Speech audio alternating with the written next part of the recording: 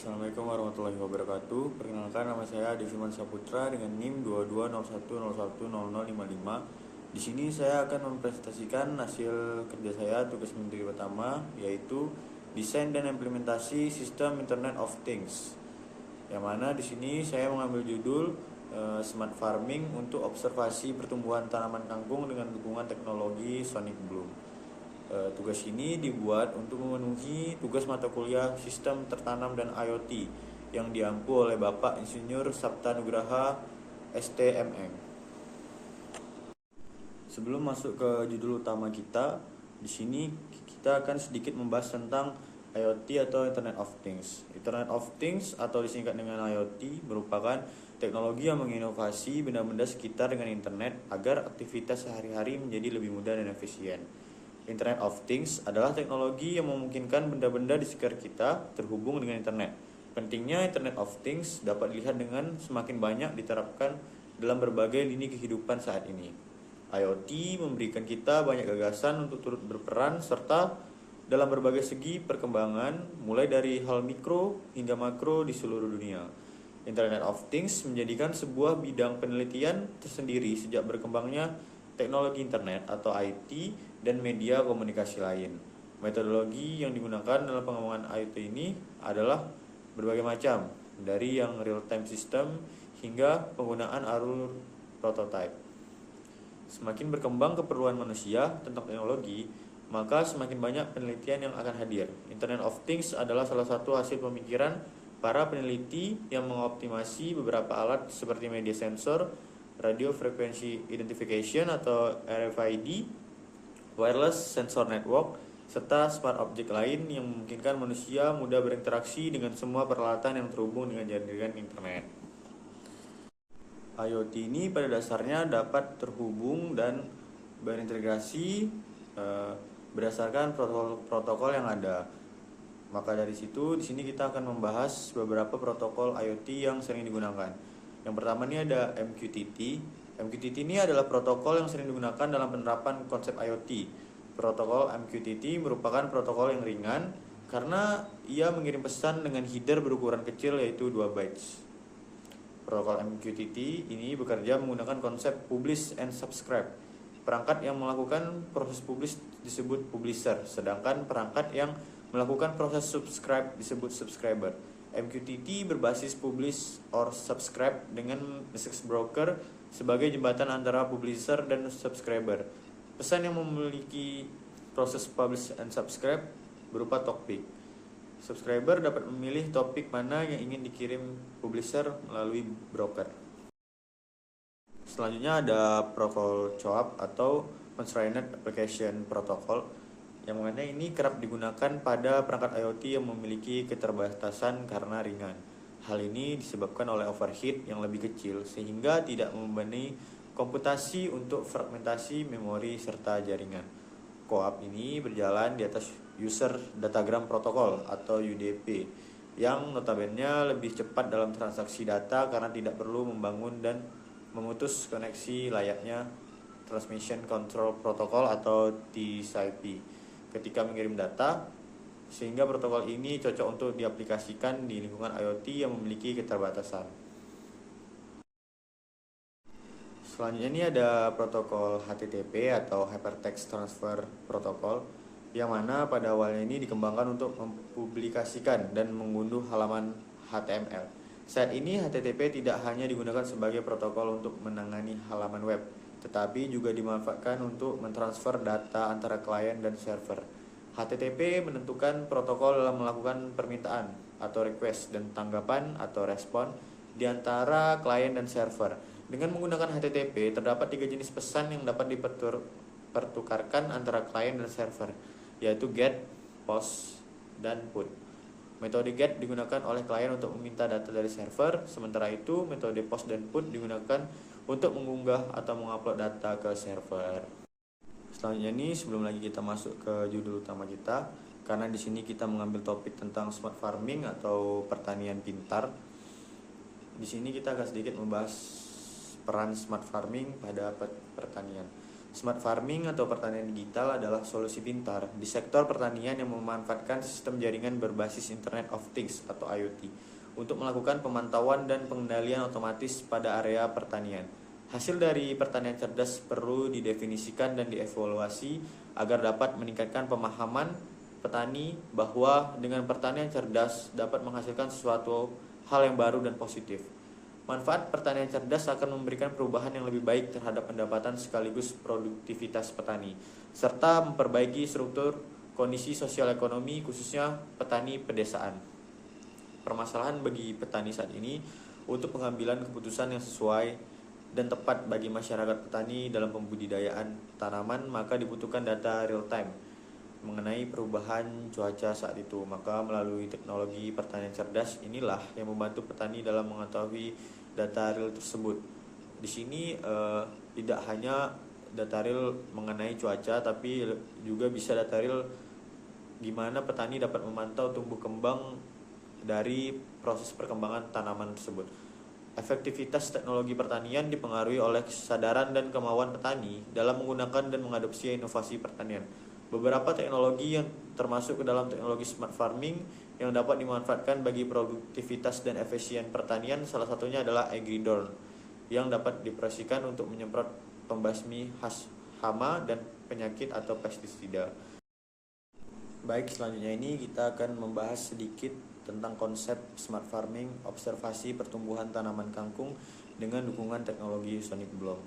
Yang mana di sini kita memberikan konsep sederhana aja, yang mana di sini pada desain implementasinya itu kita menggunakan sensor-sensor sebagai aktuator pengecekan tinggi, suhu, dan kelembapan pada tanaman tersebut, yaitu kangkung. Selanjutnya ini ada kita memberikan musik dan melihat perubahan yang terjadi pada kangkung pada beberapa percobaan jenis musik. Maksud percobaan jenis musik di sini kita nantinya akan mengimplementasikan beberapa musik, yaitu musik jazz, musik dangdut dan lain-lain.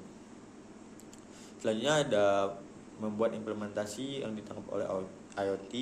Di sini termasuk dari web server dan database dari IoT tersebut.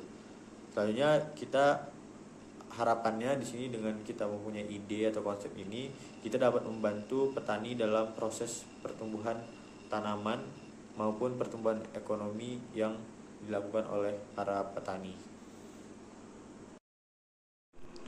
Selanjutnya di sini kita ada gambar skematik perancangan sistem yang telah kita buat.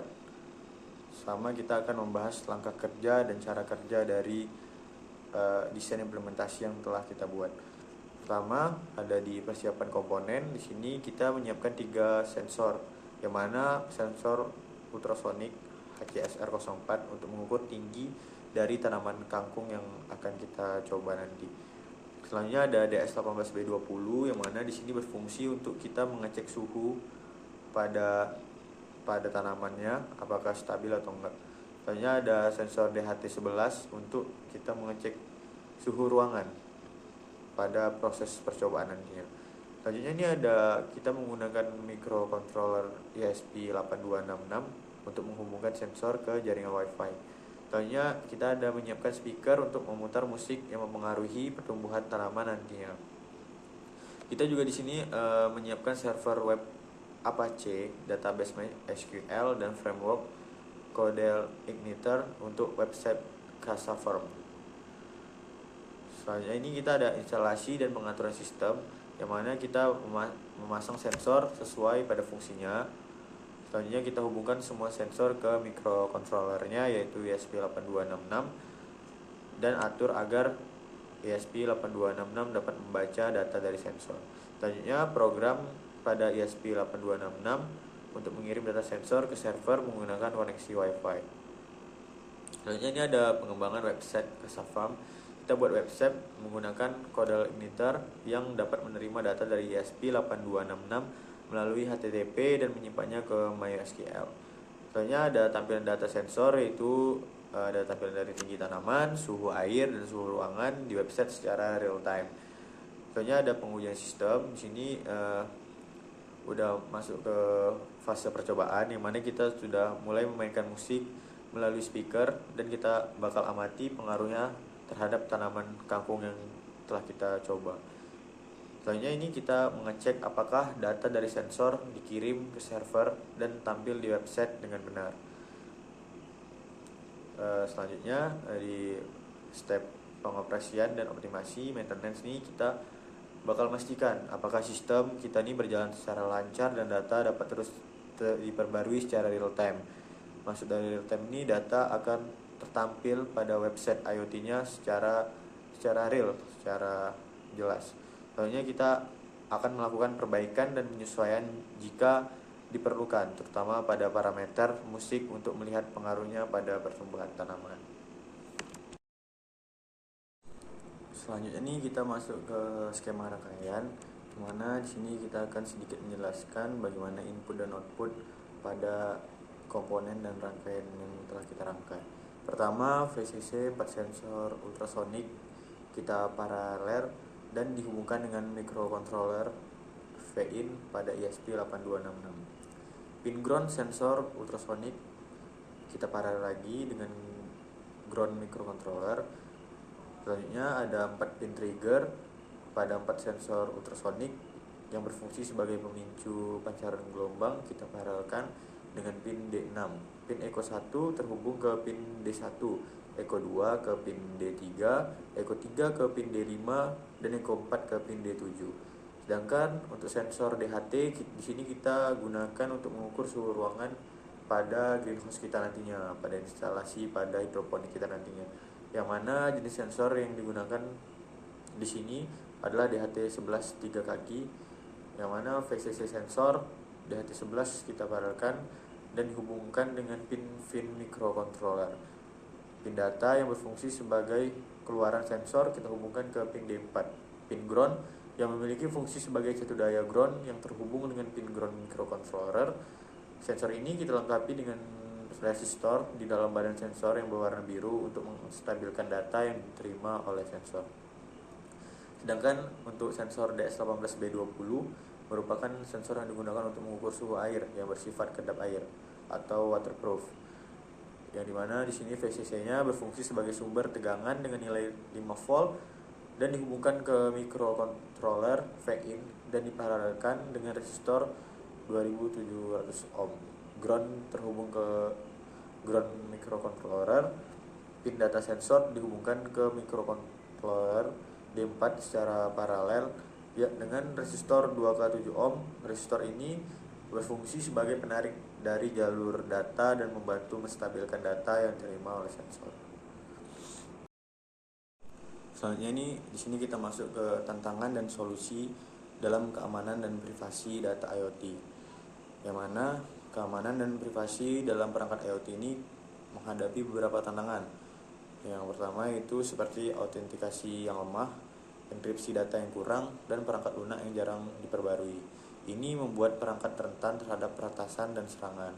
Selain itu, perangkat IoT mengumpulkan banyak data pribadi yang bisa disalahgunakan jika tidak dilindungi dengan baik. Solusinya adalah kita harus menggunakan enkripsi yang kuat, pembaruan perangkat lunak secara teratur, serta kita harus memastikan data diproses dengan aman sesuai aturan privasi.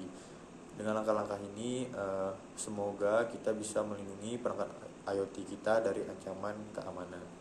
Mungkin segini saja penjelasan saya mengenai desain dan implementasi IoT.